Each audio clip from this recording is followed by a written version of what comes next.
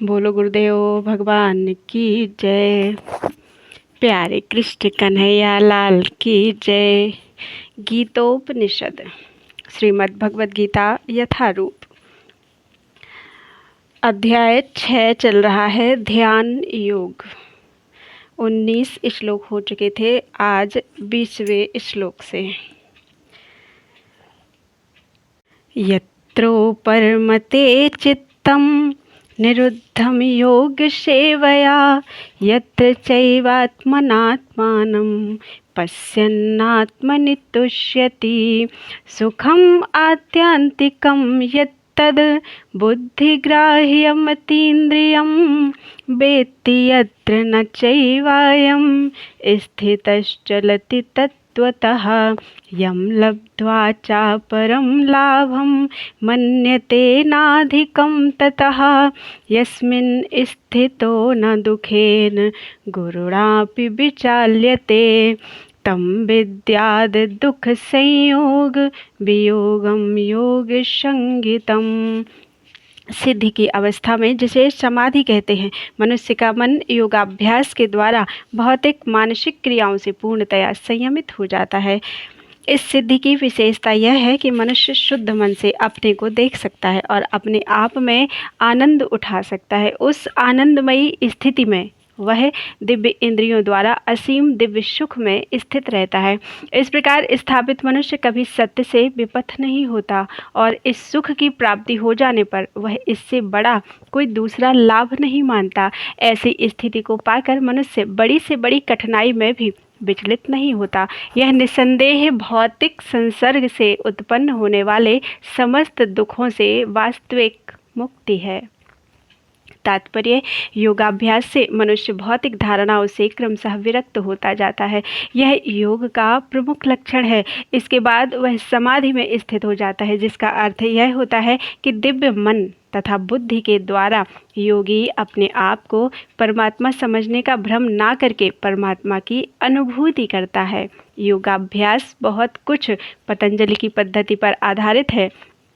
कुछ अप्रामाणिक भाष्यकार जीवात्मा तथा परमात्मा में अभेद स्थापित करने का प्रयास करते हैं और अद्वैतवादी इसे ही मुक्ति मानते हैं, किंतु वे पतंजलि की योग पद्धति के वास्तविक प्रयोजन को नहीं जानते। पतंजलि पद्धति में दिव्य आनंद को स्वीकार किया गया है, किंतु अद्वैतवादी इस दिव्य आनंद को स्वीकार नहीं करते, क्योंकि उन्हें भ्रम है कि इससे कहीं उनके अद्वैतवाद में बाधा न उपस्थित हो जाए। अद्वैतवादी ज्ञान तथा ज्ञाता के द्वैत को नहीं मानते, किंतु इस श्लोक में दिव्य इंद्रियों द्वारा अनुभूत दिव्य आनंद को स्वीकार किया गया है। इसकी पुष्टि योग पद्धति के विख्यात व्याख्याता पतंजलि मुनि ने भी की है। योग सूत्र में महर्षि कहते हैं, पुरुषार्थ शून्यानां गुणानां प्रति प्रशवः कैवल्यं स्वरूप प्रतिष्ठा वा चितिशक्तिरिति। पुरुषार्थ शून्यानां गुणानां प्रति प्रशवः कैवल्यं स्वरूप प्रतिष्ठा वा चितिशक्तिरिति। यह चितिशक्ति या अंतरंगा शक्ति दिव्य है। पुरुषार्थ का तात्पर्य धर्म, अर्थ, काम तथा अंत में परब्रह्म से तादात्म्य या मोक्ष है। अद्वैतवादी परब्रह्म से इस तादात्म्य को कैवल्यम कहते हैं, किंतु पतंजलि के अनुसार कैवल्यम वह अंतरंगा या दिव्य शक्ति है जिससे जीवात्मा अपनी स्वाभाविक स्थिति से अवगत होता है। भगवान चैतन्य के शब्दों में यह सब अवस्था चेतो दर्पणम अर्जनम अर्थात मन रूपी मलिन दर्पण का मार्जन। मैंने इस शब्द को गलत पढ़ा है, फिर से पढ़ते हैं। चेतो दर्पण मार्जनम अर्थात मन रूपी मलिन दर्पण का मार्जन अर्थात शुद्धि है। यह मार्जन वास्तव में मुक्ति या भव महादावाग्नि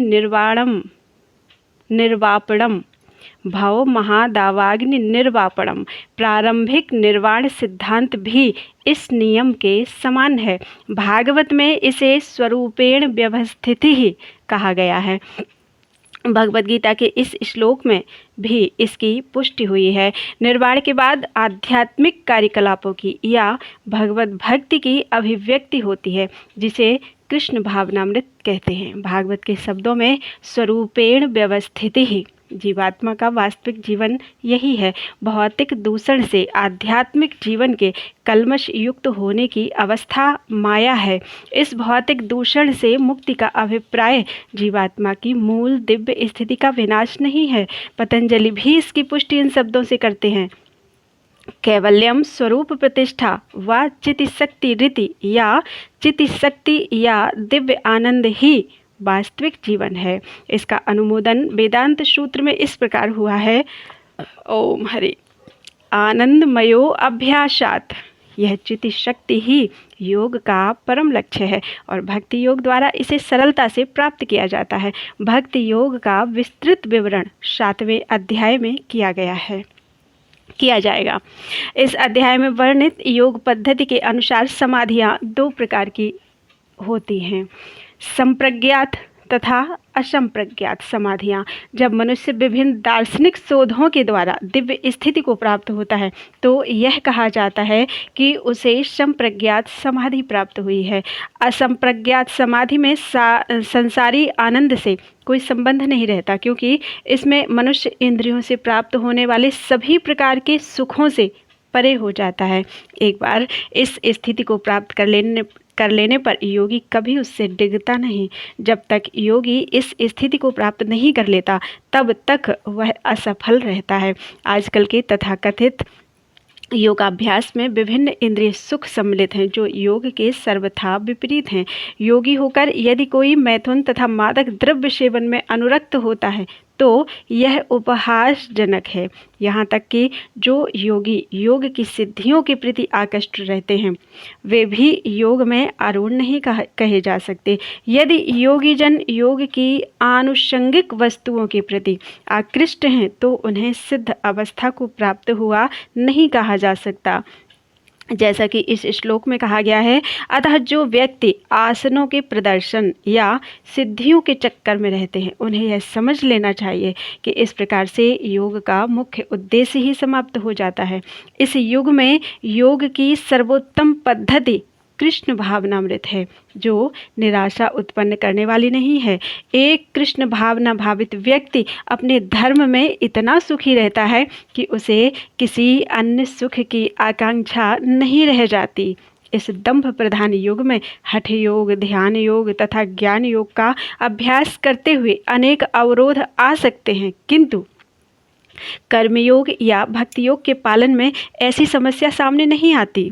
जब तक यह शरीर रहता है तब तक शरीर की आवश्यकताओं अर्थात आहार, निद्रा, भय तथा मैथुन को पूरा करना होता है, किंतु जो व्यक्ति शुद्ध भक्ति योग में अथवा कृष्ण भावनामृत में स्थित होता है वह शरीर की आवश्यकताओं की पूर्ति करते समय इंद्रियों को उत्तेजित नहीं करता, प्रत्युत वह घाटे के सौदे का सर्वोत्तम उपयोग करके जीवन की न्यूनतम आवश्यकताओं को स्वीकार करता है और कृष्ण भावनामृत में दिव्य सुख भोगता है। वह दुर्घटनाओं, रोगों, अभावों और यहाँ तक कि अपने प्रियजनों की मृत्यु जैसी आपातकालीन घटनाओं के प्रति भी निरपेक्ष रहता है, किंतु कृष्ण भावनामृत या भक्ति योग संबंधी अपने कर्मों को पूरा करने में वह सदैव सचेष्ट रहता है। दुर्घटनाएं उसे कर्तव्य पथ से विचलित नहीं कर पाती। जैसा कि भगवद गीता में कहा गया है, आगमा पाइनो नित्यांस्तांस तितिक्षस्व भारत, वह इन प्रासंगिक घटनाओं को सहता है क्योंकि वह यह भली भांति जानता है कि ये घटनाएं ऐसी ही आती जाती रहती हैं और इनसे उसके कर्तव्य पर कोई प्रभाव नहीं पड़ता। इस प्रकार वह योगाभ्यास में परम सिद्धि प्राप्त करता है। सनिश्चयेन योक्तव्यो योगो निर्विण्ण चेतसा संकल्प प्रभवान कामांस त्यक्त्वा सर्वान् शेषतः मनसैवेन्द्रिय ग्रामं विनियम्य समन्ततः।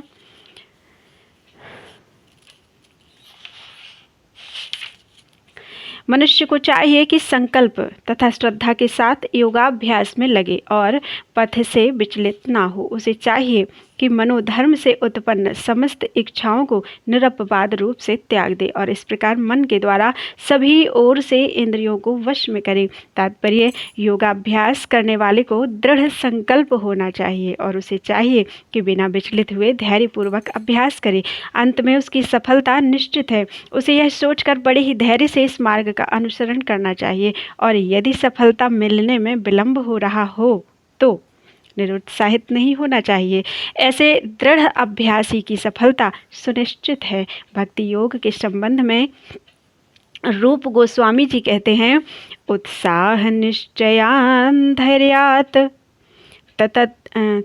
तत्कर्म प्रवर्तनात् संगत्यागात् सतो वृत्तेः षडभिर्भक्ति ही प्रसिद्धयति। मनुष्य पूर्ण हार्दिक उत्साह, धैर्य तथा संकल्प के साथ भक्ति योग का पूर्ण रूपेण पालन भक्त के साथ रहकर निर्धारित कर्मों के करने तथा सत्कार्यों में पूर्णतया लगे रहने से कर सकता है।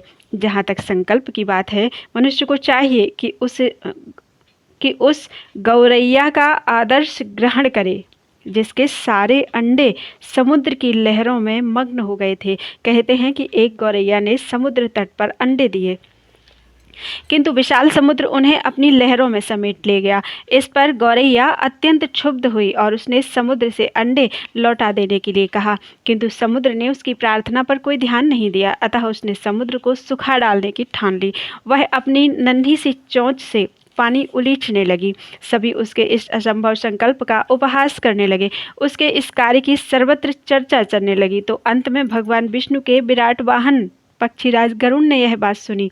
उन्हें अपनी इस नन्ही पक्षी बहन पर दया आई और वे गौरैया से मिलने आए। गरुड़ उस नन्ही गौरैया के निश्चय से बहुत प्रसन्न हुए और उन्होंने उसकी सहायता करने का वचन दिया। गरुड़ ने तुरंत समुद्र से कहा कि वह उसके अंडे लौटा दे, नहीं तो उसे स्वयं आगे आना पड़ेगा। इससे समुद्र भयभीत हुआ और उसने अंडे लौटा दिए। वह गौरैया गरुड़ की कृपा से सुखी हो गई। इसी प्रकार योग विशेषतया कृष्ण भावनामृत में भक्ति योग अत्यंत दुष्कर प्रतीत हो सकता है, किंतु जो कोई संकल्प के साथ नियमों का पालन करता है, भगवान निश्चित रूप से उसकी सहायता करते हैं। किंतु जो अपनी सहायता आप करते हैं, भगवान उनकी सहायता करते हैं।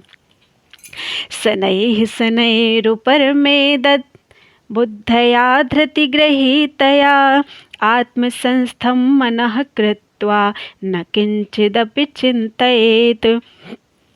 धीरे धीरे क्रमशः पूर्ण विश्वास पूर्वक बुद्धि के द्वारा समाधि में स्थित होना चाहिए और इस प्रकार मन को आत्मा में ही स्थित रखना चाहिए तथा अन्य कुछ भी नहीं सोचना चाहिए। तात्पर्य, समुचित विश्वास तथा बुद्धि के द्वारा मनुष्य को धीरे धीरे सारे इंद्रिय कर्म करने बंद कर देना चाहिए। यह प्रत्याहार कहलाता है। मन को विश्वास, ध्यान तथा इंद्रिय निवृत्ति द्वारा वश में करते हुए समाधि में स्थिर करना चाहिए। उस समय देहात्म बुद्धि में अनुरक्त होने की कोई संभावना नहीं रह जाती। दूसरे शब्दों में, जब तक इस शरीर का अस्तित्व है तब तक मनुष्य पदार्थ में लगा रहता है, किंतु उसे इंद्रिय तृप्ति के विषय में नहीं सोचना चाहिए। उसे परमात्मा के आनंद के अतिरिक्त किसी अन्य आनंद का चिंतन नहीं करना चाहिए। कृष्ण भावनामृत का अभ्यास करने से यह अवस्था सहज ही प्राप्त की जा सकती है। यतो यतो निश्चलति मनश्चंचलम अस्थिरम ततस्ततो नियम्यै तदात्मन्येव वशं नयेत्। मन अपनी चंचलता तथा अस्थिरता के कारण जहाँ कहीं भी विचरण करता हो, मनुष्य को चाहिए कि उसे वहाँ से खींचे और अपने वश में लाए। तात्पर्य, मन स्वभाव से चंचल और अस्थिर है, किंतु स्वरूप सिद्ध योगी को मन को वश में लाना होता है। उस पर मन का अधिकार नहीं होना चाहिए। जो मन को तथा इंद्रियों को भी वश में रखता है वह गोस्वामी या स्वामी कहलाता है और जो मन के वशीभूत होता है वह गोदास अर्थात इंद्रियों का सेवक कहलाता है। गोस्वामी इंद्रिय सुख के मानक से भिज्ञ होता है। दिव्य इंद्रिय सुख वह है जिसमें इंद्रियां ऋषिकेश अर्थात इंद्रियों के स्वामी भगवान कृष्ण की सेवा में लगी रहती हैं। शुद्ध इंद्रियों के द्वारा कृष्ण की सेवा ही कृष्ण चेतना या कृष्ण भावनामृत कहलाती है। इंद्रियों को पूर्ण वश में लाने की यही विधि है। इससे बढ़कर बात यह है कि यह योगाभ्यास की परम सिद्धि भी है। प्रशांत मनसं ह्येनं योगिनं सुखमुत्तमम् उपैति शांत रजसम ब्रह्मभूतम कल्मषम। जिस योगी का मन मुझ में स्थिर रहता है वह निश्चय ही दिव्य सुख की सर्वोच्च सिद्धि प्राप्त करता है। वह रजोगुण से परे हो जाता है और वह परमात्मा के साथ अपनी गुणात्मक एकता को समझता है और इस प्रकार अपने समस्त विगत कर्मों के फल से निवृत्त हो जाता है। तात्पर्य, ब्रह्मभूत वह अवस्था है जिसमें भौतिक कल्मश से मुक्त होकर भगवान की दिव्य सेवा में स्थित हुआ जाता है। मद भक्तिम लभते पराम, भगवद गीता कहती है, जब तक मनुष्य का मन भगवान के चरण कमलों में स्थिर नहीं हो जाता तब तक कोई ब्रह्मरूप में नहीं रह सकता। स वै मनाः कृष्ण पदारविंदयोः, भगवान की दिव्य प्रेमा भक्ति में निरंतर प्रवृत्त रहना या कृष्ण भावनामृत में रहना वस्तुतः रजोगुण तथा भौतिक कल्मश से मुक्त होना है। युञ्जन्नैवं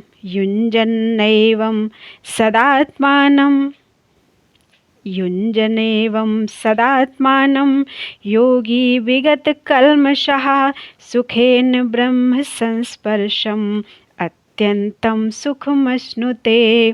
इस प्रकार योगाभ्यास में निरंतर लगा रहकर संयमी योगी समस्त भौतिक कल्मश से मुक्त हो जाता है और भगवान की दिव्य प्रेमा भक्ति में परम सुख प्राप्त करता है।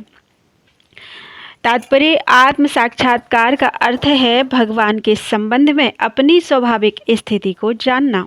जीव आत्मा अर्थात भगवान का अंश है और उसकी स्थिति भगवान की दिव्य सेवा करते रहना है। ब्रह्म के साथ यह दिव्य सान्निध्य ही ब्रह्म संस्पर्श कहलाता है।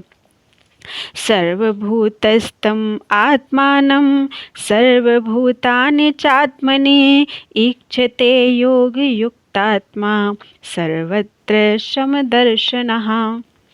वास्तविक योगी समस्त जीवों में मुझको तथा मुझ में समस्त जीवों को देखता है। निसंदेह स्वरूप सिद्ध व्यक्ति मुझ परमेश्वर को सर्वत्र देखता है।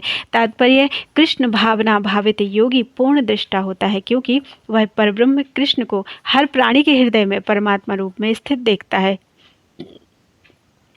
ईश्वरः सर्वभूतानां हृदयेशे अर्जुन तिष्ठते। अपने परमात्मा रूप में भगवान एक कुत्ते तथा एक ब्राह्मण दोनों के हृदय में स्थित होते हैं। पूर्ण योगी जानता है कि भगवान नित्य रूप में दिव्य हैं और कुत्ते या ब्राह्मण में स्थित होने से भी भौतिक रूप से प्रभावित नहीं होते। यही भगवान की परम निरपेक्षता है। यद्यपि जीवात्मा भी एक हृदय में विद्यमान है किंतु वह एक साथ समस्त हृदयों में अर्थात सर्वव्यापी नहीं है। आत्मा तथा परमात्मा का यही अंतर है। जो वास्तविक रूप से योगाभ्यास करने वाला नहीं है वह इसे स्पष्ट रूप में नहीं देखता। एक कृष्ण भावना भावित व्यक्ति कृष्ण को आस्तिक तथा नास्तिक दोनों में देख सकता है। स्मृति में इसकी पुष्टि इस प्रकार हुई है, आत्तत्वाच्च मात्रत्वाच्च आत्मा ही परमो हरिः। भगवान सभी प्राणियों का स्रोत होने के कारण माता और पालनकर्ता के समान है। जिस प्रकार माता अपने समस्त पुत्रों के प्रति समभाव रखती है उसी प्रकार परमपिता या माता भी रखता है। फलस्वरूप परमात्मा प्रत्येक जीव में निवास करता है। बाह्य रूप से भी प्रत्येक जीव भगवान की शक्ति अर्थात भगवत शक्ति में स्थित है। जैसा कि 7वें अध्याय में बताया जाएगा, भगवान की 2 मुख्य शक्तियां हैं, परा तथा अपरा। जीव पराशक्ति का अंश होते हुए भी अपराशक्ति से बद्ध है। जीव सदा ही भगवान की शक्ति में स्थित है। प्रत्येक जीव किसी न किसी प्रकार भगवान में ही स्थित रहता है। योगी समदर्शी है क्योंकि वह देखता है कि सारे जीव अपने अपने कर्मफल के अनुसार विभिन्न स्थितियों में रहकर भगवान के दास होते हैं। अपराशक्ति में जीव भौतिक इंद्रियों का दास रहता है जबकि पराशक्ति में वह साक्षात परमेश्वर का दास रहता है। इस प्रकार प्रत्येक अवस्था में जीव ईश्वर का दास है।